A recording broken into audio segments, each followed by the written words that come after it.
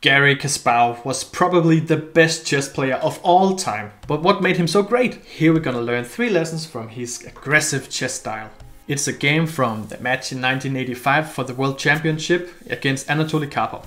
They played the Sicilian Defense. This is the solid time manner variation, which also has a little bite to it. Here Karpov chooses the knight b5 variation, which nowadays is a little bit out of fashion. But it really has a point because you can set up this c4 and e4 Maroczy bind, which can come from a lot of openings, and the idea is to hold black down a bit. Generally a good idea against Kasparov. And I think that's why Kasparov had planned this very interesting pawn sacrifice d5. It's not a particularly sound move, as computers would tell nowadays, but it's the kind of move you want to play because then you can really get your pieces out. And here after bishop e2, we get to our first beauty move and the first lesson as well, bishop c5. But wait, isn't that just a natural move? Yes, but the beauty hides in the details. The lesson is fight for activity with sharp elbows. The idea is that you really have to be pushy for getting your pieces activated while deactivating your opponent's pieces. For all dark squared bishops in this position, this diagonal is the best one, and white really wants to be at that one as well, but now the e3 square is not really available now.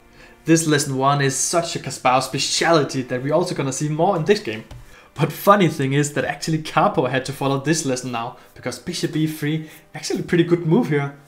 As black thought he could just take that bishop and then ruin white's structure, but then queen a4 check is a deadly move, because after queen takes the knight here, black cannot castle, his coordination is actually pretty bad, and white is threatening this knight c4, meaning that black should play queen b6 and try to get into a worse endgame. Okay, coming back here, we see that Karpov played the mistake of castling, because then Kasparov could really just develop his pieces just as he pleases. And one way was of course to put the knight in there on d3, which is such a juicy knight right now. Especially because it deactivates white's pieces and they really have to be in the background here. Or on the side of the board, as the knight here on a4 is now. And here comes the next lesson, and our next beauty move. Because Kasparov's lesson is recognize the need to build on momentum. Because black does not have all the time in the world, because knight b2 is actually threatened. So now is the perfect time to throw more wood to the fireplace. And Kasparov does that by playing g5. But what are the ideas behind that? First of all, it threatens sometimes to squash the bishop with g4. Second of all, it might give a nice outpost for some minor piece on f4. But third and most importantly, it keeps white from playing knight b2, which is not possible here, because then he would lose a piece.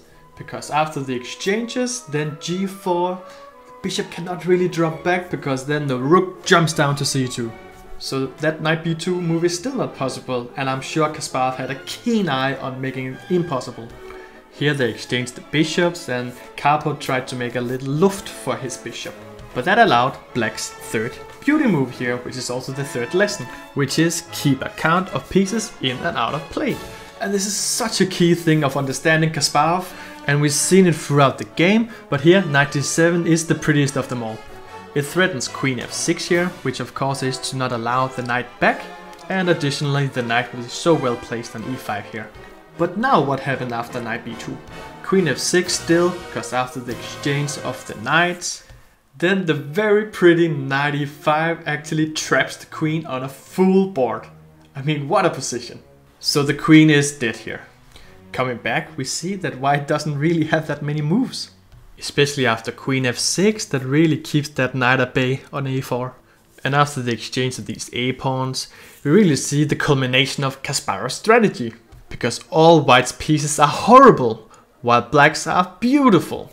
Then that extra pawn to white doesn't really matter that much here.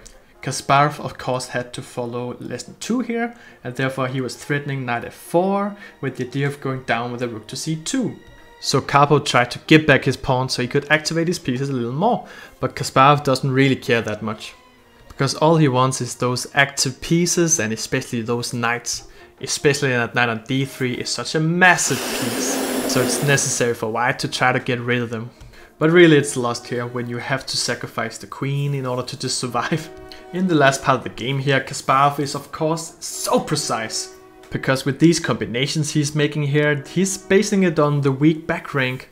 And as it has been the case, the whole game is that white's pieces are so passive and black's pieces are incredibly active. So game over.